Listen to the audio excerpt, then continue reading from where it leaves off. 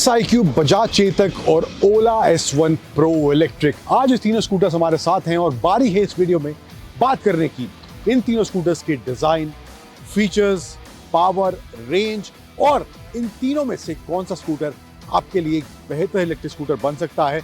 बात करेंगे इस वीडियो में उसकी, और वीडियो के अंत में बात करूंगा हमेशा की तरह 3 धांसू और 3 नॉट धांसू एलिमेंट्स मुझे क्या लगे हैं इन तीनों स्कूटर्स को चलाने के बाद।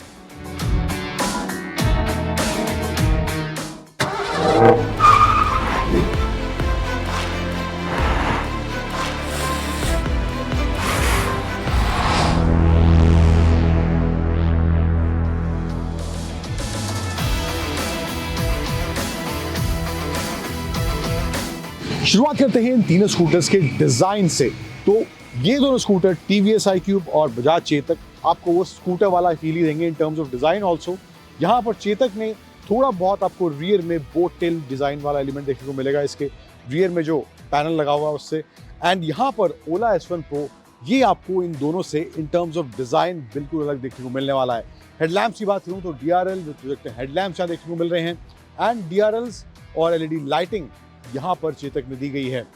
DRLs विद LED लाइटिंग यहाँ पर भी iQube में देखने को मिलती है। प्रोजेक्टर लाइट्स सिर्फ ओला के स्कूटर में देखने को मिलते हैं। इसके अलावा इन टर्म्स ऑफ डिजाइन जो ओला का स्कूटर है ये काफी स्लीक और मैं कहूँ कि नीट जो डिजाइन है ओवरऑल, चाहे फ्रंट, साइड या रियर की बात हो, काफी नीट डिजाइन और काफी कॉम्पैक्ट डिजाइन इस स्कूटर का देखने में मिलता है। थोड़ा स्पोर्टी फील भी इस स्कूटर के डिजाइन में देखने में मिलती है, जबकि यहाँ पर चेतक में वो स्कूटर वाला फील या कहें कि विंटेज स्कूटर वाला फील थोड़ा बहुत इन टर्म्स ऑफ डिजाइन ओवरऑल देखने को मिलता है।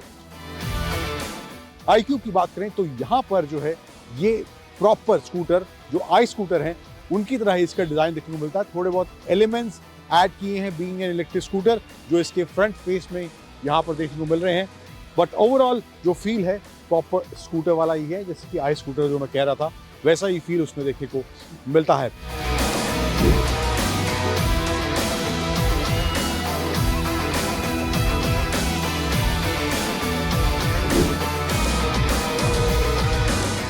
सस्पेंशन सेटअप की बात करें तो ओला S1 Pro में जो है सिंगल शॉक दिया गया है फ्रंट में, एंड जो बजाज चेतक है यहाँ पे लीडिंग लिंक सस्पेंशन इसके फ्रंट में दिया गया है। एंड इसकी बात करूँ टीवीएस के iQube की तो इसमें ड्यूअल फ्रंट में टेलीस्कोपिक फोक्स देखने को मिलते हैं। टायर साइज की बात करें तो सबसे वाइडर जो टायर्स हैं वो ओला के S1 Pro में देखने को मिलते हैं।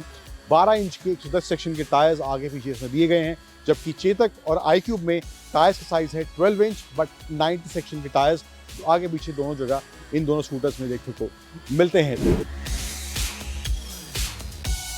और साइड प्रोफाइल की बात करूं तो यहाँ पर iQube इलेक्ट्रिक की बैजिंग और S वेरिएंट जो हमारे साथ है, इसमें एक ST वेरिएंट भी आना था, अभी फिलहाल आ नहीं पाया, बट ये S वेरिएंट हमारे साथ है। एंड डिजाइन में साइड पे ये देखने को मिलता है एंड रियर में क्यू पार्क असिस्ट की यहाँ बैजिंग दी गई है। टेल लाइट्स भी इसकी LED देखने को मिलती हैं। फुट स्टेप यहाँ पे पिछले पैसेंजर के लिए दिया गया है यहाँ पे, एंड चार्जिंग पॉइंट है इसका फ्रंट में यहाँ पे देखने को मिलता है। इसमें जो है चेतक में जो मैं कह रहा था शुरुआत में थोड़ा बोट टेल वाला डिजाइन इसके पीछे से देखने में मिलता है। एंड टेल लाइट्स जो हैं वो भी डिवाइडेड हैं, LED टेल लाइट्स देखने को इसमें मिलती हैं।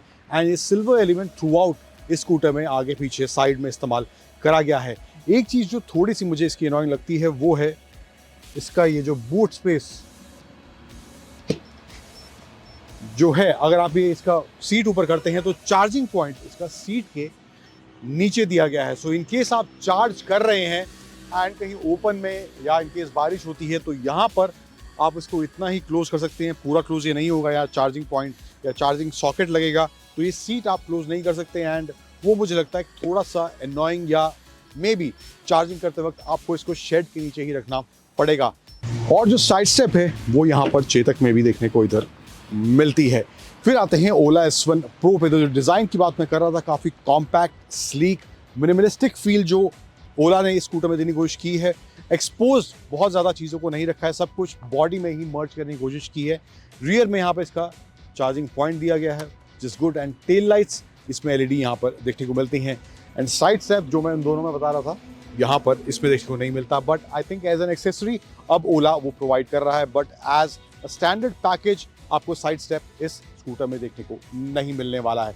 सो ये कुछ बात है इन terms of design, in terms of overall charging point किस तरह से आप एक्सेस कर सकते हैं, फीचर्स क्या क्या देखने को मिलते हैं, बात करते हैं अब उसकी।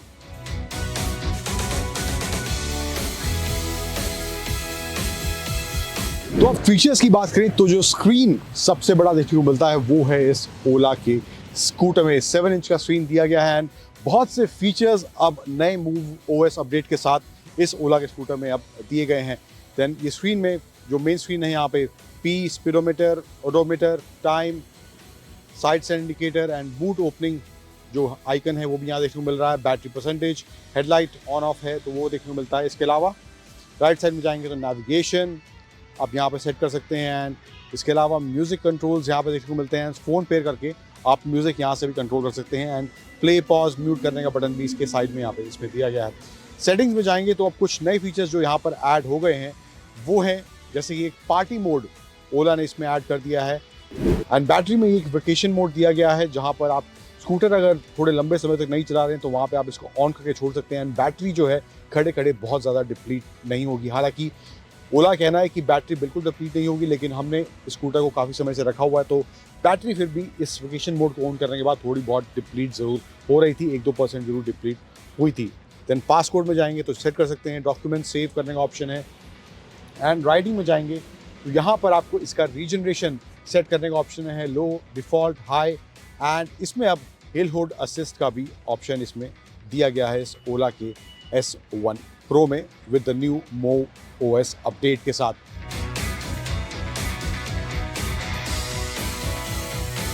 फिर चेतक के क्लस्टर पर आए तो यहाँ पे बहुत मामला बेसिक सा है, कुछ फैंसी या कहें कि फ्यूचरिस्टिक वाला सीन नहीं है।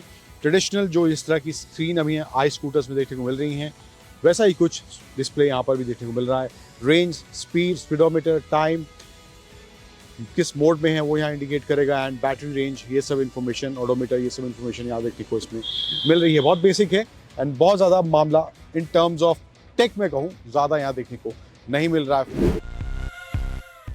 iQube की बात करें तो ये iQube जो है स्क्रीन का साइज इसमें भी अच्छा खासा दिया गया है। सो यहाँ पर टाइम, डेट, इको मोड जो मोड में है वो यहाँ मोड डिस्प्ले करेगा।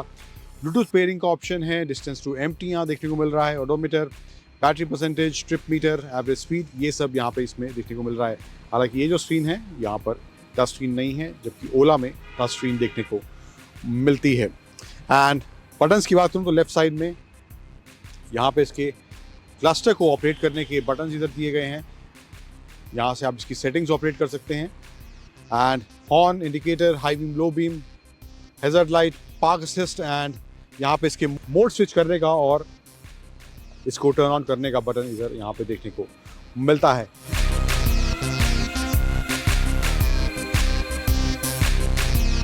एक और चीज़ एलिमेंट इन तीनों स्कूटर्स का जो मैं बताना चाहता हूँ आपको वो है इन तीनों का राइडिंग स्टांस। अब यहाँ पे जो है चेतक और इस iQube में जो फ्लोर बोर्ड है वो काफ़ी परफेक्टली मैं कहूँ, या जिस तरह के स्कूटर्स आई स्कूटर्स हम चलाते हैं तो उनके हिसाब से मुझे लगता है यहाँ पर सेट है। पोजिशनिंग मुझे लगता है कंपेयर टू ओला यहाँ पर iQube में बेटर देखने को मिलती है। और सबसे प्रॉपर मैं कहूँ कि इन टर्म्स ऑफ अर्गोनॉमिक्स जो डिज़ाइन है वो चेतक का यहाँ देखने को मिलता है। एंड जो पोस्चर है, राइडिंग पोस्चर भी, वो भी काफ़ी अच्छा और कंफर्टेबल चेतक में देखने को मिलता है। जबकि ओला में जो है राइडिंग स्टांस मैं कहूँ उसका जो फ्लोरबोर्ड है काफ़ी कर्व हो रहा है, आगे की तरफ जा रहा है।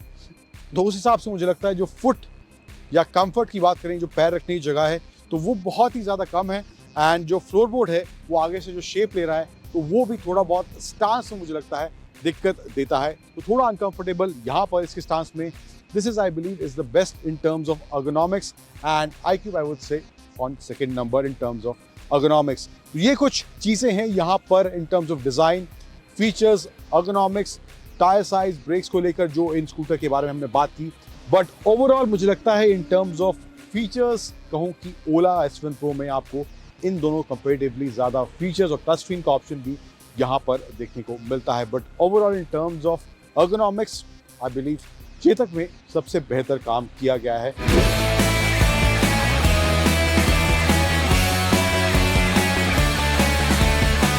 अब एक एस्पेक्ट और जो है इन तीनों स्कूटर्स का वो है इनका बूट स्पेस, और फ्लोर बोर्ड पे कुछ सामान रखने का स्पेस है नहीं, उसकी बात करते हैं। फिर जो iQube में बूट स्पेस दिया गया है वो है 17 लीटर्स। चेतक के बूट स्पेस की बात करें तो है 18 लीटर्स का, और सबसे ज़्यादा बूट स्पेस जो मिलता है वो है इस ओला स्कूटर में 36 लीटर्स का। सो स्पेस जो मुझे लगता है फ्रंट में यहाँ पे कॉम्प्रोमाइज है, कुछ सामान रखना चाहें, एंड इसके डिज़ाइन की वजह से भी कुछ सामान आप यहाँ पे थोड़ा बहुत नहीं रख सकते, बट फ्रंट में थोड़ा बहुत सामान रखने का ऑप्शन इस चेतक और iQube के। फ्लोरबोर्ड जो है वो फ्लैट है तो वहाँ पे देखने को मिलता है, बट बूट स्पेस के हिसाब से मामला सबसे ज़्यादा इस ओला के स्कूटर में देखने को मिलता है।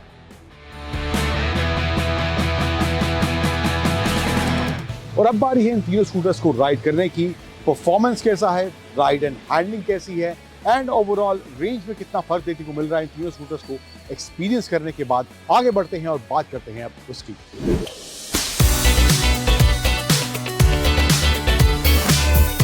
तो अब बात कर लेते हैं इन तीनों स्कूटर्स के परफॉर्मेंस के बारे में, राइड क्वालिटी, हैंडलिंग कैसी है और कीमतें क्या क्या इन तीनों स्कूटर की आप पड़ने वाली हैं। तो पहले कुछ आंकड़ों पर, पावर फिगर्स पर नजर डालते हैं। तो जो ओला S1 Pro है उसमें जो पावर जनरेट होता है वो है 8.5 किलोवाट का और टॉर्क जनरेट होता है 58 न्यूटन मीटर्स का। वहीं दूसरी तरफ जो चेतक है उसमें पावर डिलीवर होता है 4.2 किलोवाट का और टॉर्क है 20 न्यूटन मीटर्स का। TVS के इस iQube S की बात करें तो 4.4 किलोवाट का पावर जनरेट होता है, 33 न्यूटन मीटर का पीक टॉर्क जनरेट होता है। बैटरी कैपेसिटी की बात करूं तो 4 किलोवाट आवर का S1 Pro में है, फिर 2.88 किलोवाट आवर का चेतक में है और 3.4 किलोवाट आवर का TVS के इस iQube S में देखने को मिलता है।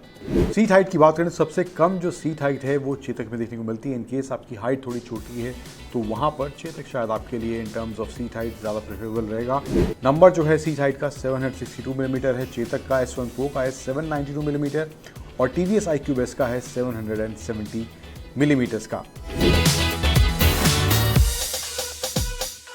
अब क्लेम जो रेंज है ओला के S1 Pro की वो 180 किलोमीटर्स का रेंज है, but overall real world range अगर लगा के चलें इको में तो 130 किलोमीटर के आसपास का ये रेंज आप लेके चलें। फिर चेतक में है 104 किलोमीटर का इको में एंड iQube S में है 107 किलोमीटर का इको में रेंज देखने को मिलता है। तो ये कुछ रेंज के नंबर्स हैं, बाकी आपके चलाने पर भी डिपेंड करता है कि रेंज किस तरह अप डाउन होते हैं, आप कितना मोड स्विच कर रहे हैं, इको में, स्पोर्ट में, हाइपर या पावर मोड जो भी स्कूटर्स में दिया गया है जिसमें आप चला रहे हैं उस हिसाब से रेंज थोड़ी डिफर आपको करती हुई दिखेगी।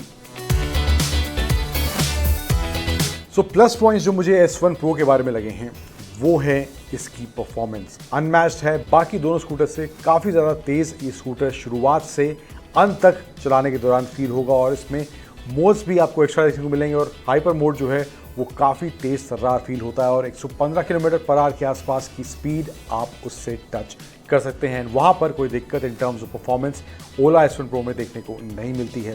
तो परफॉर्मेंस के हिसाब से आप देख रहे हैं तो वहाँ पर S1 Pro आपके लिए एक अच्छा स्कूटर है। चेतक में परफॉर्मेंस सबसे कम है compare to rest of the two and iQube बीच में सेटल करता है जहाँ पर उसका टॉर्क 33 न्यूटन मीटर्स का है और 4.4 किलोवाट का पावर वो जनरेट करता है।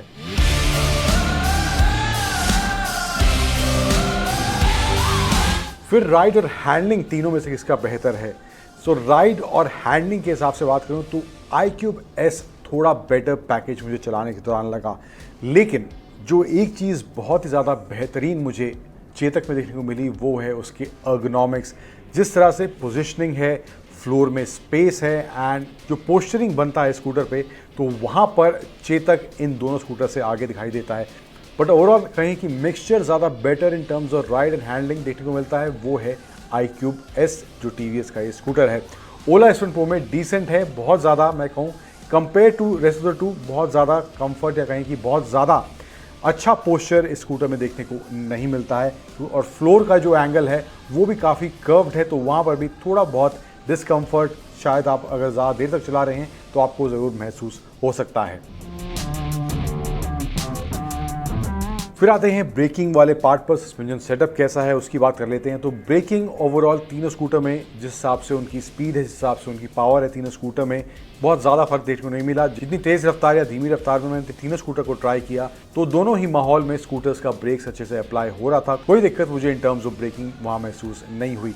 सस्पेंशन सेटअप थोड़ा बहुत मैं कहूँगा कि ओला के S1 Pro में थोड़ा स्टिफ फील होता है, थोड़ा बहुत हाई परफॉर्मेंस स्कूटर भी है and may be because of that थोड़ा स्टिफनेस वहाँ पे सस्पेंशन में इसके रखा गया है। बट ओवरऑल कंफर्ट में कहूँ इन टर्म्स ऑफ सस्पेंशन जहाँ बेस्ट देखने को मिलता है वो है बजाज के चेतक में चाहे सीट की कंफर्ट की बात हो या सस्पेंशन सेटअप की बात हो, दोनों ही मामलों में बाकी दोनों स्कूटर से ये थोड़ा बेटर मुझे इन terms of comfort, suspension setup देखने को मिला है।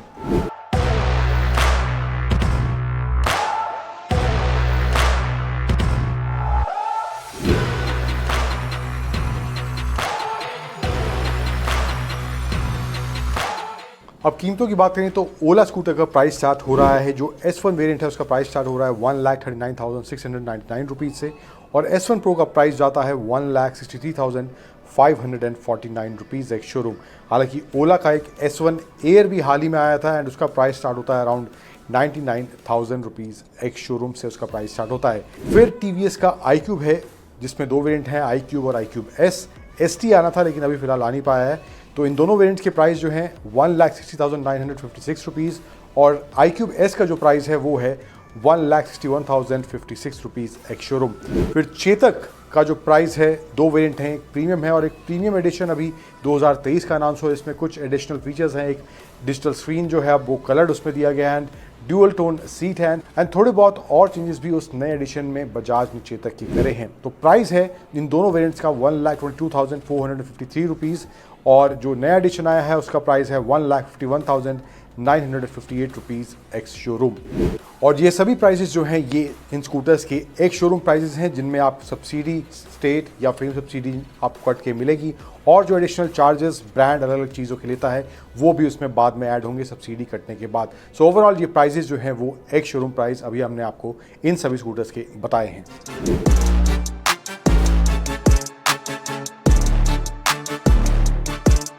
अब बात करते हैं तीन धासु और तीन नॉट धासु एलिमेंट्स। इन तीनों स्कूटर्स को आमने सामने रखने के बाद, चलाने के बाद, महसूस करने के बाद, इनके डिज़ाइन, फीचर्स, राइड क्वालिटी को लेकर मुझे क्या लगते हैं। तो पहले बात करते हैं इस ओला S1 प्रो के बारे में।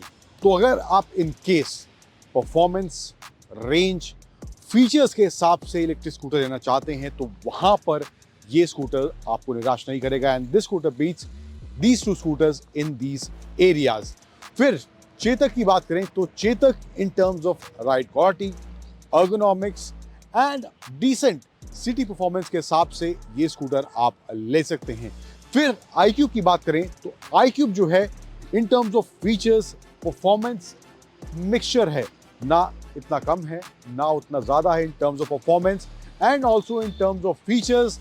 उसमें वहाँ टच स्क्रीन देखने को मिलता है, हालांकि स्क्रीन इसमें भी दिया गया है, बड़ा स्क्रीन है, बट यहाँ पे आपको उसको ऑपरेट करना पड़ता है एंड कुछ फीचर्स इसमें कम भी देखने को मिलते हैं। तो ये एक वेल बैलेंस्ड स्कूटर है इन terms of performance and features की अगर मैं बात करूँ एंड राइड क्वालिटी के हिसाब से भी।